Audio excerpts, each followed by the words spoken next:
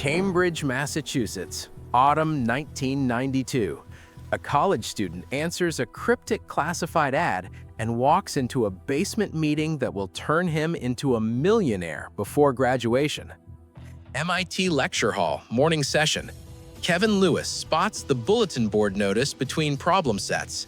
Seeking mathematically gifted students. Part-time opportunity. Exceptional compensation. He's 21, drowning in loans, earning minimum wage shelving books at the university library. He dials the number. A voice instructs him. Building 4, basement level, Friday at 8. Bring your calculator brain. That Friday evening, Kevin finds a classroom he never knew existed. 15 students inside, diverse backgrounds, identical nervous energy. A man enters wearing tailored clothing and radiating certainty. This is Bill Kaplan, Harvard business graduate, ex-professional advantage player. Bill poses a question. Who here can compute arithmetic mentally at high speed? Every hand shoots up. They're MIT students. Numbers are their native tongue. Bill announces he'll show them how to earn 6 figures annually, playing 21. The room falls silent. Bill clarifies immediately. This isn't chance. This isn't fraud. This is applied mathematics. Master the method with discipline, and conventional employment becomes optional forever. Casinos fear intelligence more than luck. He outlines the fundamental principle: card counting, monitoring which cards exit the shoe, calculating when the remaining composition favors the participant, wagering large amounts during advantageous moments. The gambling houses despise it, yet the practice is entirely lawful. The Supreme Court validated it. You're simply leveraging cognitive ability. Then Bill reveals the real opportunity. He operates a syndicate. They've executed this strategy for half a decade, accumulated over $10 million, and they're recruiting fresh talent. Kevin's pulse accelerates. This sounds fantastical, impossibly good. But Bill continues. The preparation is rigorous. 4 daily hours across 8 weeks, 3 comprehensive examinations. Most candidates wash out. Those who qualify will fly to Nevada every weekend, play blackjack with the organization's capital, share in the earnings. Bill asks who's interested. Kevin's hand goes up. 10 others follow. What Kevin cannot comprehend yet, he's just entered the most profitable gambling enterprise in recorded history, and within 5 years, he'll be blacklisted from every casino on Earth. The following 8 weeks reshape Kevin's existence. Academic coursework during daylight, card mechanics after dark. Training occurs in that identical basement chamber. Bill imports professional dealers, authentic blackjack equipment, regulation decks, genuine casino chips. Bill teaches the high-low methodology. Each card carries assigned value. Small cards, 2 through 6, equal +1. Large cards, 10 through ace, equal -1. Middle cards, 7 through 9, remain neutral. The approach is elegant. Maintain the running total. When the total climbs high, numerous face cards remain in the shoe. You possess the mathematical advantage. That's your betting window. Kevin drills for countless hours, counting while Bill creates distractions, counting while conversations happen, counting through background music, counting while appearing completely relaxed. Bill stresses that casino environments are sensory chaos. Intoxicated patrons, thunderous sound systems, strobing lights. You must count through everything. Week 3 brings velocity exercises. Kevin must calculate through an entire 52-card deck in under 30 seconds. He fails 21 consecutive attempts. By week 4, he's completing it in 22 seconds flat. Week 5 covers wagering strategy, determining bet size based on the running count, maintaining natural appearance, evading detection. Bill teaches never to place identical wagers consecutively when the count favors you. Fluctuate your announce. Act inebriated. Act fortunate. Never appear contemplative. Week 6 introduces collaborative play. This represents their strategic advantage. Bill explains the framework. Spotters occupy tables, placing minimum wagers, counting cards continuously, never escalating bets, signaling when conditions turn favorable. Big players circulate the floor. When a spotter transmits the signal, they join that table, wager substantially, collect winnings, depart, and proceed to the next opportunity. The brilliance is deceptive simplicity. The casino observes a high roller who materializes randomly and experiences good fortune. They don't notice the spotter who's been calculating for 20 minutes.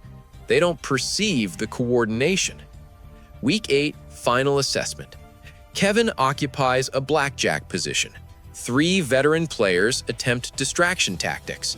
Music blares, people create noise. Bill monitors his performance. Kevin counts flawlessly, maintains composure. Bill smiles approval. Kevin passed. He's officially recruited. They depart for Nevada tomorrow. November 1992, Las Vegas McCarran International. 5 MIT students disembark. Kevin plus Jessica, mathematics concentration, Dylan, computer science, Andre, physics, Ma, electrical engineering, all in their early 20s. They resemble college kids on vacation, precisely the intention. Bill meets them at the luggage collection, distributes envelopes. Inside each, $10,000 cash, your operating bankroll. You'll function as spotters tonight. Observe, absorb, don't wager above 25 per hand. That evening, MGM Grand Casino floor, 11 p.m. Kevin sits at a 21 table, hands trembling slightly, places $10. The dealer distributes cards. Kevin initiates counting. +1, -1, +1, +1. The total rises to +8. Kevin transmits the signal, scratches his ear twice. Hot deck indicator. 30 seconds later, a gentleman in expensive tailoring joins the table. This is Fisher, one of their big players. He ignores Kevin completely. Fisher places $500 casually like spare change. The dealer proceeds. Fisher collects $500 profit.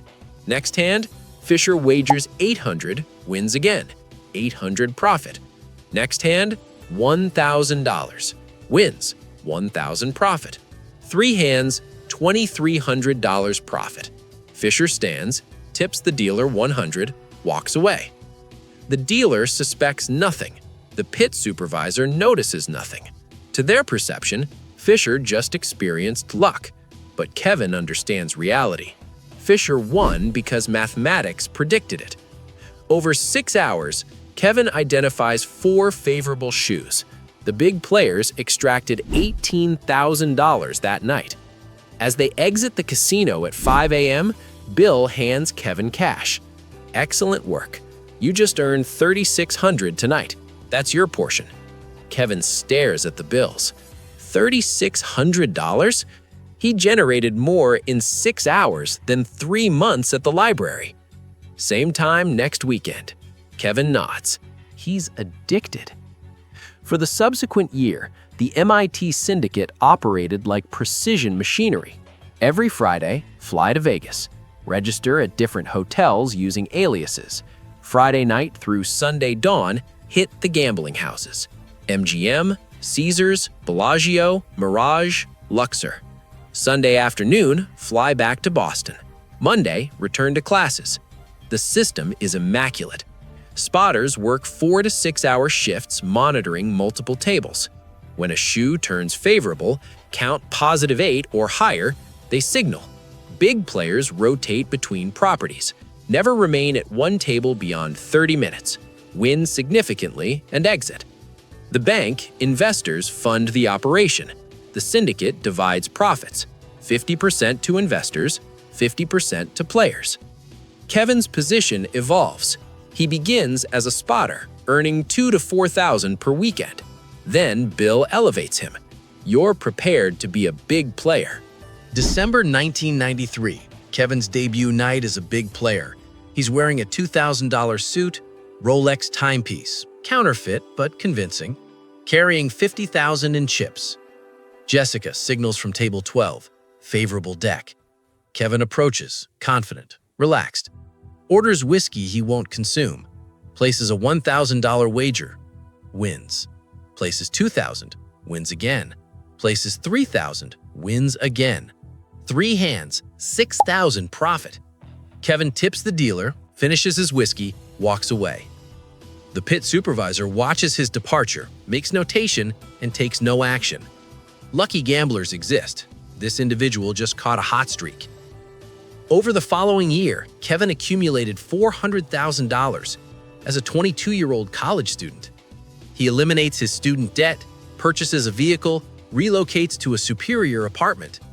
His parents believe he secured an internship at a technology company, but Kevin occupies a dual existence. Weekdays, MIT student studying electrical engineering. Weekends, professional advantage player winning thousands in Vegas. And it's legal, completely legal, until someone identifies the pattern. Spring 1995. The Griffin Agency, Las Vegas. Griffin Investigations is a private detective firm serving exclusively casino clients. Their mission? Identify card counters, cheaters, advantage players. They've been monitoring the MIT operation for months. They're beginning to recognize the pattern. A Griffin operative reviews surveillance recordings from the Mirage. A young Asian woman occupies table 7, plays 2 hours, never wagers above $25. Then she scratches her ear twice.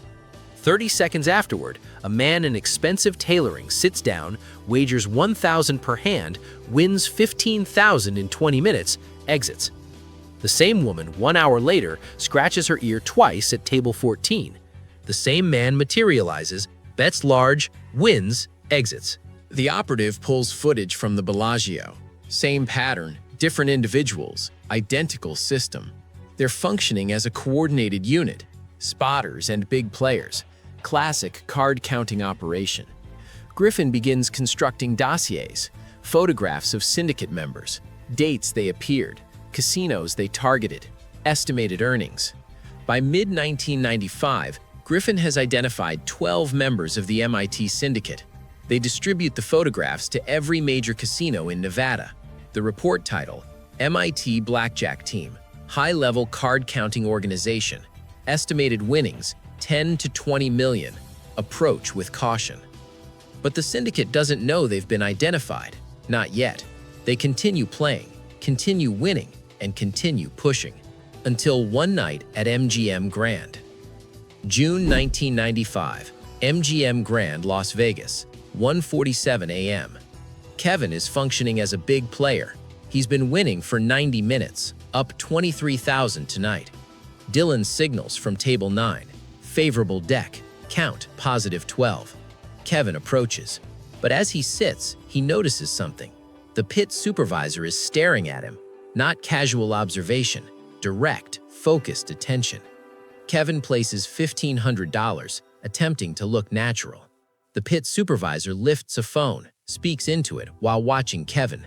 Kevin's heart begins pounding. Something is wrong.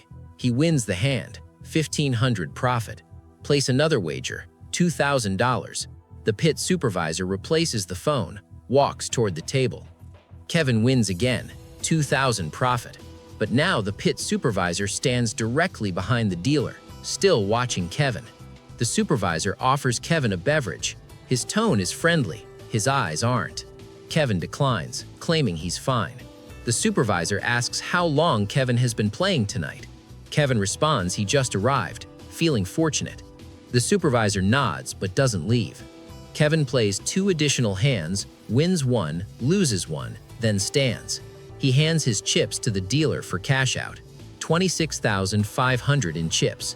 The dealer counts them slowly, very slowly. The pit supervisor radios security. Player cashing out at table 9. Kevin's stomach drops. They're tracking him. He transports his chips to the cashier. A security guard materializes, escorts him, and claims it's routine. At the cashier window, Kevin surrenders his chips. The cashier counts them and inputs the amount into the computer. Then she pauses, looks at her screen, looks at Kevin. She asks him to wait one moment. She picks up a phone, speaks quietly. Kevin knows what's occurring. They're checking if he's in the Griffin database, if his photograph is flagged. 30 seconds feel like 30 minutes. Finally, the cashier hands him $26,500 in cash and wishes him a pleasant night. Kevin walks out of MGM Grand. Doesn't run, don't rush, just walk.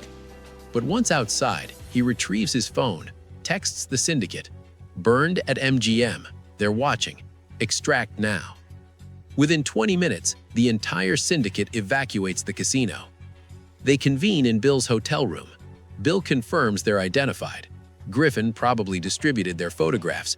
They need to modify tactics. Jessica suggests they terminate operations. Bill refuses. They're not stopping. They're adapting. His plan: new disguises, wigs, eyeglasses, false facial hair, different clothing. Avoid the casinos where they've been winning excessively.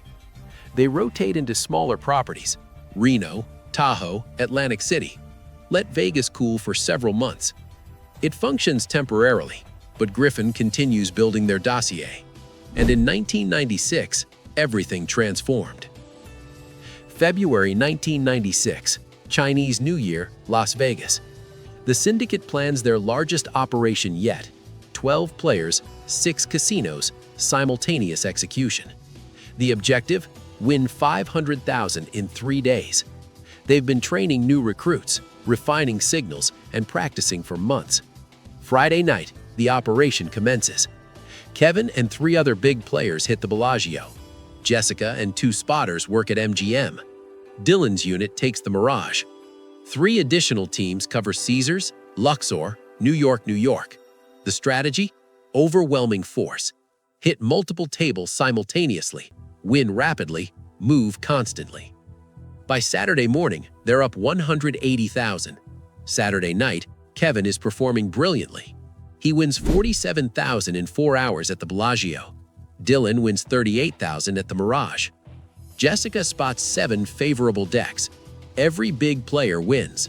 By Sunday morning, they're up $420,000. Sunday afternoon, the final push.